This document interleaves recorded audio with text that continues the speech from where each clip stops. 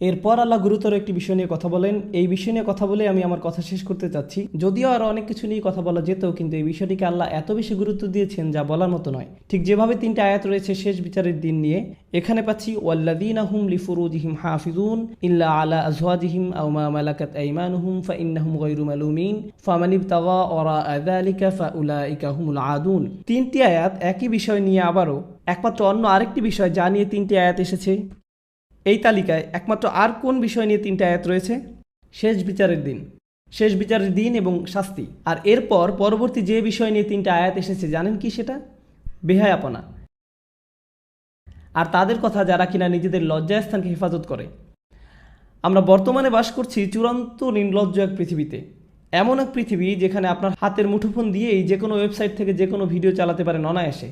Pornography industry বর্তমানে একটি $multi-trillion industry, যার উদ্দেশ্য এবং কাজই হলো আপনাদের প্রত্যেকেই যেন কোনো না কোনোভাবে এসব নোংরামির ভোক্তা হন, এবং প্রতিটি নারী পুরুষ ও শিশুর সামনে এগুলো যেন উন্মোচিত হয় তা তারা আশা করে। আপনিও দেখবেন, আসক্ত হবেন এবং পরিণত হবেন আরও একজন ভোক্তায়। এটাই হলো আমাদের সমাজকে দেওয়া পর্নোগ্রাফির উপহার। এটা তৈরি করছে অমানুষ, মানুষকে পরিণত করছে পশুতে, যৌন বিকারগ্রস্ত মানুষে।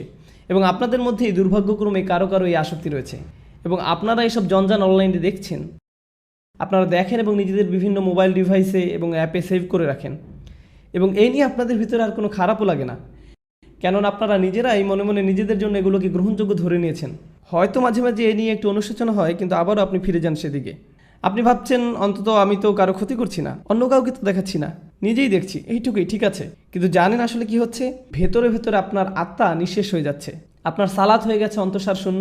সে সময় আপনি একটু চোখের পানি ফেলতে পারেন না, কেননা আপনার হৃদয়ে আল্লাহর ভয় এতটাই কমে গেছে। কারণ হলো ওই সমস্ত নোংরামি যা আপনি দেখে আসছেন তারই ফলাফল। এগুলো আপনাকে পরিণত করেছে একটা মানুষরূপী পশুতে, যার ফলে আপনি এখন আর স্বাভাবিকভাবে তাকাতেও পারেন না। যখন একজন নারী আপনার পাশ দিয়ে যায়, আপনি যেন দেখেন একটা মাংসপিণ্ড হেঁটে যাচ্ছে। আপনার দু চোখ সর্বদাই নিরীক্ষণ করে বেড়াচ্ছে প্রত্যেককে। সারাটাক্ষণ আপনি হাঁ করে তাকিয়ে থাকেন, চেয়ে থাকেন, চোখ নামিয়ে নিতে আপনার রীতিমতো কষ্ট হয়। যখন আপনি সাবওয়েতে কিংবা ক্যাম্পাসে অথবা যখন কর্মক্ষেত্রে নয়তো রাস্তা দিয়ে হেঁটে যাচ্ছেন, আপনি পারছেন না নিজেকে সংযত রাখতে। হয়তো একটা বিলবোর্ডের দিকে তাকালেন, আপনি দ্বিতীয়বার তাকান, তৃতীয়বার তাকান। এমন একটা সুযোগ আপনি হাতছাড়া করেন না যা দিয়ে আপনার অন্তরটা কলুষিত হয়। আপনি পরিপূর্ণভাবে একজন আসক্ত ব্যক্তি। তারপর কিনা আপনি আমাকে বলেন, ভাই নামাজে মনোযোগ আনবো কীভাবে? আপনি কোন দুনিয়া বাস করছেন? কোন জগতে আছেন আপনি? ভাইয়েরা আমার, বিশেষ করে ভাইদেরকেই বলছি, জানি কিছু বোনেরও এই সমস্যা রয়েছে। এটা অত্যন্ত দুঃখজনক বাস্তবতা। এটা একটা যুদ্ধ, এবং এই যুদ্ধ যে কোনো সামরিক যুদ্ধের চেয়েও ভয়ঙ্কর। এটি সেই যুদ্ধ যা কিনা ধ্বংস করে দিচ্ছে আমাদের অন্তরকে। এই জিনিস আমাদের ঘর পর্যন্ত প্রবেশের পথ করে নিচ্ছে, রাস্তা বানিয়ে নিচ্ছে। আচ্ছা, আমিও চাই আমাদের সন্তানদেরকে এসবের হাত থেকে যত দূর সম্ভব বাঁচাতে, কিন্তু যখন আমার সন্তান স্কুলে যায়, সেটা ইসলামিক স্কুলই হোক না কেন, খুবই উজ্জ্বল সম্ভাবনা রয়েছে যে কেউ একজন হতে পারে তারই এক বন্ধু তার আইপ্যাড বা অনুরূপ কোনো মোবাইল ডিভাইস নিয়ে এসে বলবে, দেখো দেখো সবাই। এটা খুবই বাস্তব একটা চিত্র, মোটেই কাল্পনিক কিছু নয়। এজন্যই আমাকে আমার সন্তানদেরকে প্রস্তুত করতে হবে এই কুৎসিত কদাকার জগৎ সম্পর্কে, যার মুখোমুখি তারা হবেই এক সময়। এর থেকে পালানোর আর কোনো পথ নেই, আসলে কোনো মুক্তি নেই। আপনারা ইসলামিক লেকচার দেখছেন ইউটিউবে, নিশ্চয়ই দেখে থাকবেন যে সেখানে যে কোনো ভিডিওর পাশ দিয়ে ফলো আপ ক্লিপগুলো দেওয়া থাকে, তার মধ্যে একটা না একটা বাজে জিনিস থাকবেই। আর আমার মনে হয় না এটা নিছক দুর্ঘটনা। এমন না যে সব কিছুতে আমি ষড়যন্ত্রের গন্ধ পাই, তবুও আমি মনে করি না এগুলো এমনি এমনি হচ্ছে। আর আপনাদের বেলায় আসলে কি হয়? আপনি একটা ভিডিও দেখছেন, পাশে একটা বাজে জিনিস দেখে ক্লিক করলেন, আবার আরেকটাই ক্লিক করলেন, আবার আরেকটাই ক্লিক করলেন, শেষ পর্যন্ত গিয়ে ওইসব জঘন্য কিছু একটা আপনি দেখে ফেললেন। ওয়াল্লাযীনা হুম লিফুরুজিহিম হাফিজুন।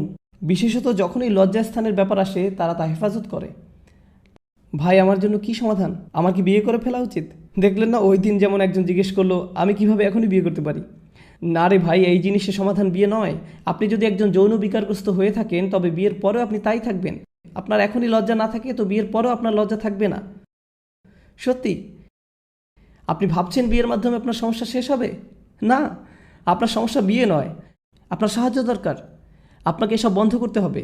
আপনার নিজেকে এভাবে কষ্ট দেওয়া থামাতে হবে, নয়তো আপনার ভেতরে আর কিছুই অবশিষ্ট থাকবে না। কদিন আগে একটা ইমেল পেলাম একজন টিনেজ বালকের থেকে, যে কিনা পর্নোগ্রাফিতে আসক্ত।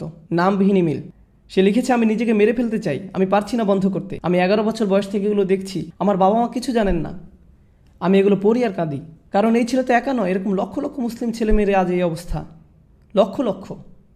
আমাদের ওদেরকে সাহায্য করতে হবে, যা কিছু পারি তাই করতে হবে। এগুলো প্রতিরোধ করার জন্য আমাদের $1 ট্রিলিয়ন বিজ্ঞাপন ব্যবস্থা নেই। আর এটাও আমার জন্য বলাটাও বাস্তবসম্মত হবে না যে এইসব ফেসবুক, ইউটিউব, টুইটার, ইন্টারনেট এসব হারাম। এটাই বাস্তবতা। এগুলো এখন অক্সিজেনের মতো একটা স্বাভাবিক ব্যাপার। আমরা শুধু যা করতে পারি তা হলো আমাদের তরুণদের সাথে এ বিষয়ে পরিপক্ক কথাবার্তা বলতে হবে এবং তাদের শেখাতে হবে কীভাবে এইসব জিনিসকে মোকাবেলা করতে হয়, এগুলোর ফাঁদে না পড়ে। এখানে যারা প্রাপ্তবয়স্ক আছেন, ইন্ডিয়ান মুভি দেখা বন্ধ করুন ভাই। আপনি কেন এসব লেকচারে অংশগ্রহণ করছেন? কথা বলছেন সালাত নিয়ে, সালাতের গুরুত্ব নিয়ে, অথচ নিজেদের সংযম ধরে রাখতে পারছেন না। মা, মেয়ে, স্বামী, স্ত্রী, বোনেরা মিলে একসাথে যা ইচ্ছা দেখছেন, কী না দেখছেন। আল্লাহ, থামুন, বন্ধ করুন এসব, থামুন। ওয়াল্লাযীনা হুম লিফুরুজিহিম হাফিজুন, তারা তাদের লজ্জাস্থান হেফাজত করে। লজ্জাস্থানের হেফাজত করা মানেই যে ব্যভিচার, জিনা না করা তা কিন্তু নয়। এর মানে সেই সকল জিনিস থেকে বিরত থাকা যা আমাদেরকে ওই প্রলোভনের দিকে ধাবিত করে।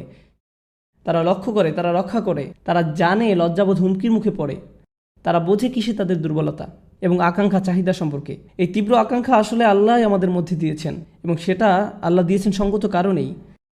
তিনি এটা করেছেন আর সবার মধ্যে এই চাহিদা আছে, এটা বলতে আমার কোনো দলিল প্রয়োজন নেই। জানি আমি, পুরুষ মানুষ যারা এখানে আছেন প্রতিদিন প্রতিনিয়তই আপনাদের সবাই এই চ্যালেঞ্জকে মোকাবিলা করছেন। বিশেষ করে এরকম একটা শহরে, অন্তত টেক্সাস আর একটু বেশি রক্ষণশীল, অনেক বেশি না, কিছুটা বেশি। কিছু শহরে অন্তত এসব কুরুচিপূর্ণ বিলবোর্ড বা এ ধরনের জিনিস বসানোর অনুমোদন দেওয়া হয় না। আসলে তারা বিলবোর্ড টাঙানোর অনুমোদন দেয় না, কিন্তু সেটা হয়তো দ্রুতই বদলে যাবে, কেননা শেষ পর্যন্ত সাম্রাজ্যবাদেরই জয় হয়। কথা হচ্ছে আপনারা এমন এক শহরে বাস করেন যেখানে সবই আপনার সামনে উন্মুক্ত, কোনো কিছুই বাদ নেই, সব কিছু। আর আপনাদের রীতিমতো মরণ যুদ্ধ করতে হয় নিজেদের বাঁচানোর জন্য। এই অনুচ্ছেদটিতে এমনকি খুব বেশি বড় লক্ষ্য অর্জনের কথা বলা হয়নি, এখানে কেবল ন্যূনতম অংশটুকু এসেছে। আগেই বলেছি আপনাদের, তাই না? এগুলো হলো ন্যূনতম, যা না হলেই নয়। আমাদের ন্যূনতম কর্তব্য হলো যে আমাদের যাবতীয় নির্লজ্জতা, ব্যয়াপনা থেকে নিজেদের বাঁচিয়ে চলতে হবে, নিজেদের ভেতরে এই প্ররোচনার বিরুদ্ধে যুদ্ধ ঘোষণা করতে হবে। আর আমি জানি আপনাদের কেউ না কেউ আছেন যারা এসব বন্ধ করার চেষ্টা করছেন, তারপর আবার ফিরে গেছেন, আবারও চেষ্টা করছেন, আবার ফিরে গেছেন, বারবার ফেসে যাচ্ছেন এই চক্রান্তে। জানি আমি, অনেকেরই এমনটি হচ্ছে। আপনারা যুদ্ধ করে যাচ্ছেন এর সাথে, তবে হাল ছেড়ে দিবেন না। আর সেজন্য যা প্রয়োজন করুন, কখনো একা থাকবেন না, সব সময় ভালো বন্ধুর সাথে থাকুন। লাইব্রেরি চলে যান আর সেখানে পড়াশোনা করুন। এমন কোথাও চলে যান যেখানে আপনার আশেপাশে আরও মানুষ থাকবে, কারণ আপনি যখনই একা থাকেন শয়তান আপনাকে একা পেয়ে বসে। আর আল্লাহর ভয় যদি আপনার মনে যথেষ্ট না থাকে, তবে অন্তত মানুষের ভয় যদি কাজ হয়, অন্তত নাই মামার চেয়ে তো কানা মামা ভালো। আপনারা জানেন এসব কথা অন্যখানে আমি আগেও বলেছি, বাবা মায়েদের আরও বলছি, যদি আপনার বাসায় কম্পিউটার থেকে থাকে, দয়া করে সেটা ল্যাপটপ না হয়, বাসার ডেস্কটপ রাখুন। আর মনিটরটা যেন বড় হয়। আর এটা নিশ্চিত করবেন কম্পিউটারটা যেন রান্নাঘর কিংবা খাওয়ার ঘরে থাকে, বসার ঘর ব্যবস্থা করবেন না। বাচ্চাদের ঘরে তো নয়, এমনকি আপনাদের শোবার ঘরেও না, খাবার ঘরে কম্পিউটার রাখবেন, একদম সবাই দেখতে পাচ্ছে এমন দিকে মুখ করে।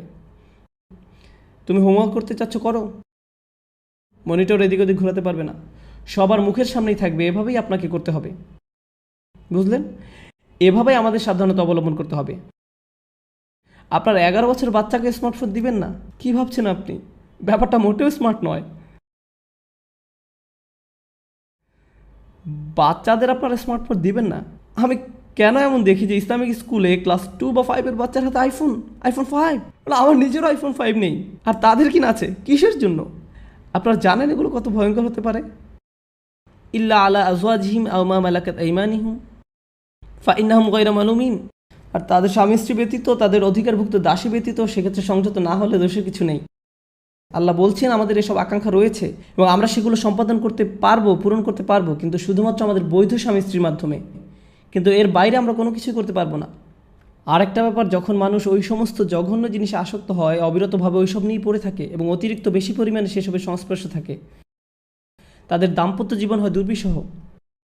ভোগ সুখ নিয়ে তাদের নিজেদের ভেতরে এক ধরনের অলীক এবং অবাস্তব ধারণা গড়ে ওঠে এবং তখন তারা নিজেদের স্বামী স্ত্রীর কাছ থেকে সেই সুখ খুঁজে পায় না।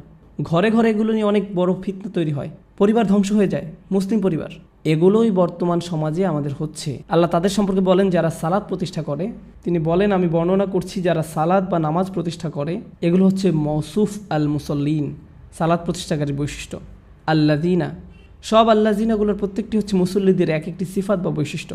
অর্থাৎ যারা সালাত কায়েম করে তারাই হলো সেসব মানুষ যারা নিজেদের সালাত কায়েমের ব্যাপারে নিয়মিত এবং অবিচল। এরাই হলো সেসব মানুষ। ফামান ইবতাগা ওয়ারাআ যালিকা ফাউলাইকা হুমুল আদুন। আর যারা কিনা এই সীমার বাইরে চলে যায় তারা মূলত আগ্রাসনে লিপ্ত। এসব কাজে এক প্রকার আগ্রাসন। দেখুন, যখন কিনা আদু উল্লেখ করা হচ্ছে অথবা আদিন আসছে আদুন থেকে, আদা থেকে, ঠিক আছে, আল আদুন, আল আদাওয়া আরবিতে এর মানে হলো শত্রুতা। আল্লাহ বলছেন যারাই কিনা তাদের কামনা বাসনা চরিতার্থ করে হালাল পথের বাইরে, বিবাহের বাইরে, যারাই সেটা করে তারাই এক ধরনের সক্রিয় আগ্রাসনে লিপ্ত। প্রশ্ন হচ্ছে কার বিরুদ্ধে এই আগ্রাসন? কেননা আপনি যখন শত্রুর কথা বলেন তখন মাথায় আসে যে সে শত্রু কার শত্রু। যদি তারা শত্রুতে পরিণত হয় তাহলে কাদের জন্য শত্রু? আল্লাহ সেটা বলেননি, উল্লেখ করেনি কোন মাফউল বিহি কিংবা কোনো জার মাজরুর। এর মানে কি হতে পারে জানেন? তারা তাদের নিজেদের শত্রু, তাদের পরিবারের শত্রু, তারা এমনকি আল্লাহর দেয়া শিক্ষার বিরুদ্ধেও শত্রুতায় লিপ্ত। বুঝতে পেরেছেন? এরাই হলো এই ধরনের মানুষ। আপনার আর আমার সবচেয়ে যে গুরুত্বপূর্ণ সম্পদ তা হলো আমাদের অন্তর, আমাদের হৃদয়। আর এই নির্লজ্জতা আমাদের অন্তরটাকে ধ্বংস করে দেয়, নিশ্চিহ্ন করে দেয়। সবচেয়ে মূল্যবান যে জিনিসটিকে আমাদের সুরক্ষিত রাখতে হবে তা হলো আমাদের ঈমান। আর এই সব নোংরা জিনিসগুলো আমাদের ঈমানকে নষ্ট করে দিচ্ছে, আপনাদের ঈমানকে দুমড়ে মুচড়ে ছিঁড়ে ফেলছে। এরকম হতে দিয়েন না আপনারা আপনাদের সাথে, ঘটতে দিয়েন না এমনটা নিজের সাথে। আর আমি খালি আপনার মুখের কথা শোনাতেই পারবো, আপনাকে দিয়ে কোনো কিছু বন্ধ করতে আমি পারবো না। সেটা আপনার নিজেরই নিজেকে করতে হবে। আপনার নিজেকেই সিদ্ধান্ত নিতে হবে যে আমার ঈমান কি আসলেই যথেষ্ট মূল্যবান আমার কাছে, আমার সালাত কি যথেষ্ট গুরুত্বপূর্ণ আমার কাছে, নাকি আমি এভাবেই চলতে থাকবো আর ভান করব। আচ্ছা, আমি আপনাদেরকে জাজুয়ার কথা বলেছিলাম। যখন কিনা আপনি পাপের সংস্পর্শে আসেন তখন পুরো ব্যাপারটিকে মোকাবেলা করতে চান না, কোনো রকম এড়িয়ে যান। আর এরকম অনেকেই আসলে আছেন যারা অনেক কিছু শোনেন কিন্তু সেগুলো নিয়ে কাজ করেন না, খালি এড়িয়ে যান। সেক্ষেত্রে আপনিও আসলে জাজুয়া, আপনি মুসল্লিদের অন্তর্ভুক্ত নন, জাজুয়া সম্প্রদায়ের অন্তর্ভুক্ত হবেন না, জাজুইনদের দলভুক্ত হবেন না, যারা কিনা সব কিছু বাদ দিয়ে চলে, যারা কিনা তাদের সমস্যাকে মোকাবেলাও করতে চায় না, এর থেকে পালিয়ে থাকতে চায়, সব সময় প্রলোভনের কাছে হার মেনে নেয়, তারা খুবই দ্রুত সংবেদনশীল হয়। আর এটাই এই অনুচ্ছেদের শুরুর দিকে সুন্দর একটি ব্যাপার, হালুয়া অর্থাৎ সংবেদনশীলতা। সাধারণত আমরা প্রলোভনে সাড়া দিই। একটা ছবি দেখে আপনার একটা প্রতিক্রিয়া হয় যা আপনার আরেকটা ওয়েবসাইটে ঢুকতে উদ্বুদ্ধ করে এবং সেখান থেকে অন্যত্র প্রতিনিয়তই আপনি বিভিন্ন জিনিসের ডাকে সাড়া দিচ্ছেন। আপনাদেরকে শিখতে হবে কি করে আপনাদের প্রতিক্রিয়া সঠিক হবে। আর সঠিক প্রতিক্রিয়া তখনই আসবে যখন আমরা সালাত কায়েমকারীদের অন্তর্ভুক্ত হব।